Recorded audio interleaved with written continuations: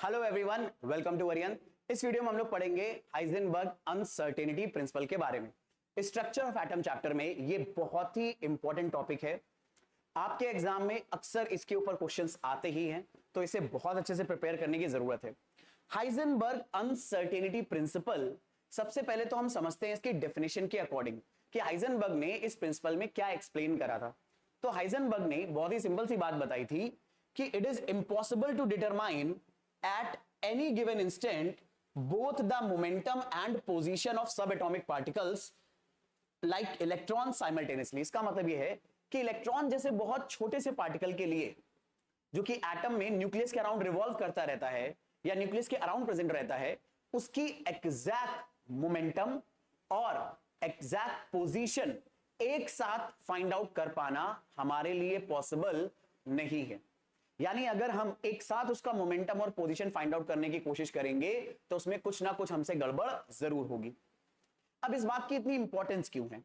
इस बात की इंपॉर्टेंस इसलिए है क्योंकि अगर कोई भी ऑब्जेक्ट मूव कर रहा है, जैसे मान लो मैं इस रिमोट को फेंकूं और ये इस तरह से मूव करते हुए जाए, तो ये किस पाथ को फॉलो करेगा, इसकी ट्रेजेक्ट्री कैसी होगी। ट्रेजेक्ट्री का मतलब है मोशन में वो जो पाथ फॉलो करने वाला है वो कैसी होगी, ये डिसाइड करने के लिए हमें इस पर्टिकुलर रिमोट का एग्जैक्ट मोमेंटम और एग्जैक्ट पोजीशन पता होना चाहिए एक साथ एट अ गिवन टाइम। क्योंकि जब आपको ये दोनों चीजें पता होंगी कि इसकी पोजीशन कहां है एट अ गिवन टाइम और इसका मोमेंटम कहां है, तो आप ये प्रिडिक्ट कर पाओगे कि थोड़ी देर बाद ये कहां होगा। फिर वहां पर अगर आपको इसकी पोजीशन और मोमेंटम मिल गया तो आप ये प्रिडिक्ट कर पाओगे उसके बाद ये कहां होगा। तो अगर आप लगातार ये पता करते चले गए तो आप आराम से फाइंड आउट कर सकते हो कि ये जो रिमोट है ये किस तरह का मोशन करने वाला है अगर मैं इसे थ्रो करता हूं तो।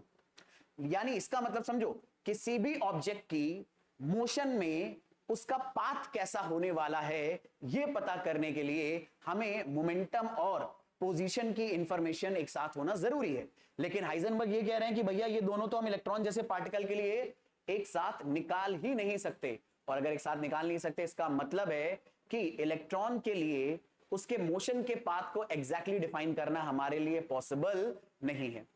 अब इसी स्टेटमेंट को उन्होंने एक मैथ के फॉर्मूले से प्रोवाइड करा, जो फॉर्मूला कुछ इस तरह से है। दो फॉर्मूले बन सकते हैं इससे। Delta x into delta p is greater than h upon 4 pi, या फिर delta x into delta v is greater than equal to h upon 4 pi m. अब ये चीजें क्या है अगर मैं आपको बताऊं तो डेल्टा एक्स है अनसर्टेनिटी इन पोजीशन।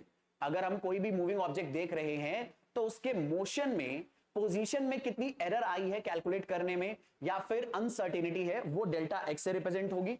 यानी आप ये बोल सकते हो delta x is error in position, delta P uncertainty in momentum या एरर इन मोमेंटम है। और मोमेंटम क्योंकि मास और वेलोसिटी के प्रोडक्ट से निकलता है और मास को मेजर करने में हो सकता है कई बार हमसे गड़बड़ ना हो, तो इस एरर से अगर हम मास को निकाल दें और राइट साइड पे भेज दें तो वो 4 पाई के डिवाइड में आ जाएगा। हाँ, लेकिन एरर के अंदर क्या बचेगी, वेलोसिटी, क्योंकि मोमेंटम होता है मास इंटू वेलोसिटी।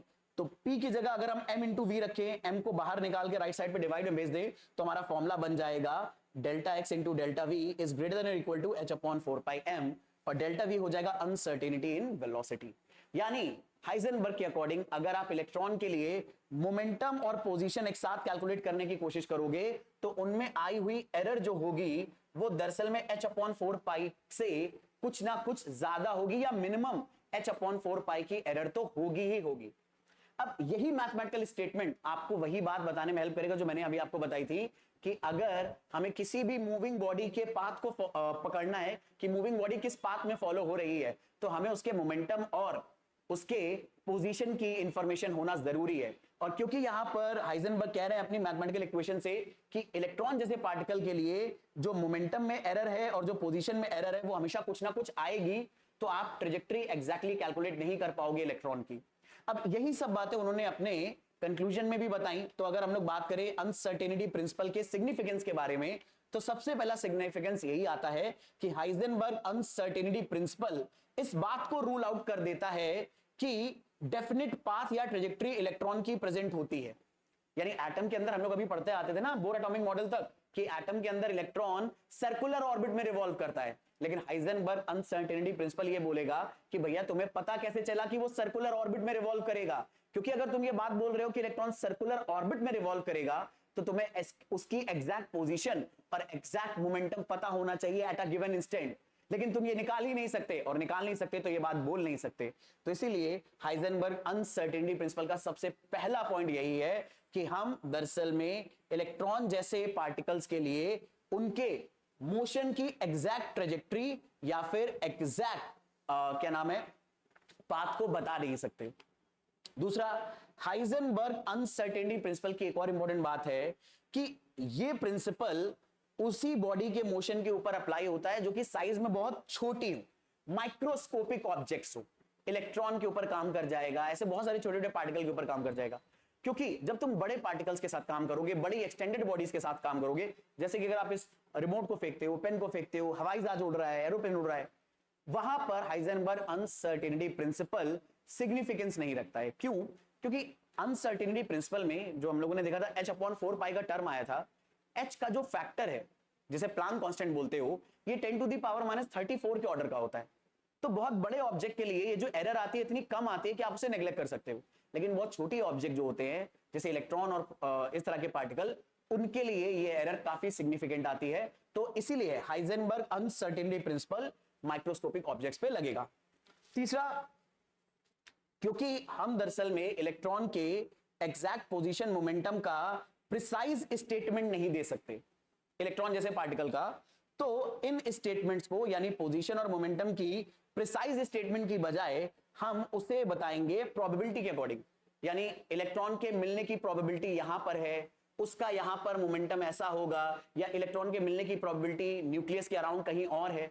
तो इसीलिए हम लोग एग्जैक्टली इलेक्ट्रॉन के लिए उसकी पोजीशन बताने में एग्जैक्ट पोजीशन का स्टेटमेंट देने की बजाय प्रोबेबिलिटी का स्टेटमेंट देते हैं कि इलेक्ट्रॉन यहां मिल सकता है, यहां मिल सकता है, यहां मिल सकता है, और इसी प्रोबेबिलिटी के जोन को हम लोग सबशेल बोलते हैं, और इन्हीं सबशेल के अंदर ऑर्बिटल प्रेजेंट होते हैं। यानी एस सबशेल जो आप स्फेरिकल सुनते हो कि एस सबशेल स्फेरिकल होती है, तो बेसिकली में आप ये बता रहे हो कि इलेक्ट्रॉन के एस सबशेल में मिलने की प्रोबेबिलिटी है तो वो एक तरह के स्फेरिकल रीजन में मिलेगा न्यूक्लियस के अराउंड। तो इसीलिए हम इलेक्ट्रॉन की पोजीशन को प्रोबेबिलिटी टर्म से एक्सप्लेन करेंगे, ना कि एग्जैक्ट पोजीशन के अकॉर्डिंग एक्सप्लेन करेंगे कि वो सर्कुलर ऑर्बिट में रिवॉल्व करेगा। I hope Heisenberg uncertainty principle की ये बहुत इंपॉर्टेंट बातें आपको अच्छे से समझ में आ गई होंगी। इस वीडियो में इतने ही रखेंगे, मिलेंगे नेक्स्ट वीडियो में। Thank you very much.